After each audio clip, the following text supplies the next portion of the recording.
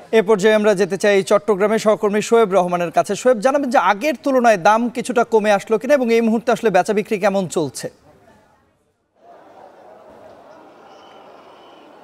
তন্ময়, ঠিক বলেছেন। আসলে আমরা গেল ৩-৪ দিন ধরে যেটি দেখে আসছিলাম হাটগুলোর চিত্র, যে তখন দাম কিন্তু অনেকটাই বেশি ছিল, কিন্তু আজকে মূলত দাম কিছুটা কমতে শুরু করেছে। তার অন্যতম প্রধান কারণ হিসেবে আমরা যেটি বুঝতে পারছি সেটি হলো, গত ৩-৪ দিন দাম যখন বেশি ছিল তখন সেভাবে পশু বেচাকেনা হচ্ছিল না, কিন্তু আমরা দেখেছি যে দেশের নানান প্রান্ত থেকে, বিশেষ করে চট্টগ্রামের এই বিবির হাটে কুমিল্লা থেকে ব্যাপক গরু আসে, সেই সাথে ফরিদপুর থেকে, কুষ্টিয়া থেকেও গরু আসে এবং সেই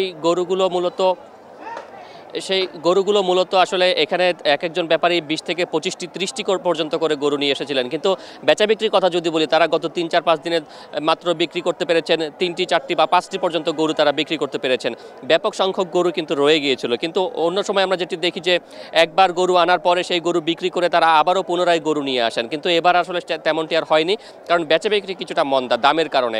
সেই কারণে আজকে মূলত দাম কিছুটা কমেছে। আমরা দেখেছি যে যেই সব পশু গত দুদিন আগেও ১.৫ লাখ টাকা বিক্রি হয়েছে, সেইটি আজ বিক্রি হচ্ছে ১,২০,০০০ থেকে ১,৩০,০০০ টাকা। তবে বড় যেই গরুগুলো রয়েছে, বিশেষ করে ২ লাখ টাকার ওপরের যেই গরুগুলো রয়েছে, সেইগুলোর দাম কিন্তু তুলনামূলক বেশি কমেছে এবং মাঝারি আকৃতির যে পশুগুলো রয়েছে, যেগুলো ১ থেকে ১.৫ লাখ টাকার ভেতরে, সেগুলোর দাম খুব একটা কমেনি। কারণ হিসেবে বলতে পারি যে এই পশুগুলোর চাহিদাই মূলত বেশি এবং যেহেতু পশুর দাম বেড়েছে গেল কয়েক বছর ধরে, তাই স্বাভাবিকভাবে মানুষের ক্রয় ক্ষমতা কমেছে এবং যেখানে আগে দুজন মিলে হয়তো বা একটি পশু কোরবানি করতেন, সেখানে এখন ৩জন, ৪জন বা ৫জন মিলে পশু কোরবানি করছেন। স্বাভাবিকভাবে পশুর চাহিদার উপরে একটি চাপ পড়েছে এবং টান পড়েছে এবং সেই কারণেই কিন্তু পশুর দামও কিছুটা কমেছে। এবং চট্টগ্রামে যে ঘাটতির কথা বলা হচ্ছিল যে ৮,৮২,০০০ চাহিদার বিপরীতে ৩০,০০০-এর মতো পশুর ঘাটতি রয়েছে, কিন্তু সেই ঘাটতি কিন্তু এখন নেই। প্রতিটি হাটেই প্রচুর পশু রয়েছে। বিশেষ করে দেশের নানান প্রান্ত থেকে যখন পশু আসতে শুরু করেছে তখন সেই ঘাটতি কিন্তু আর নেই।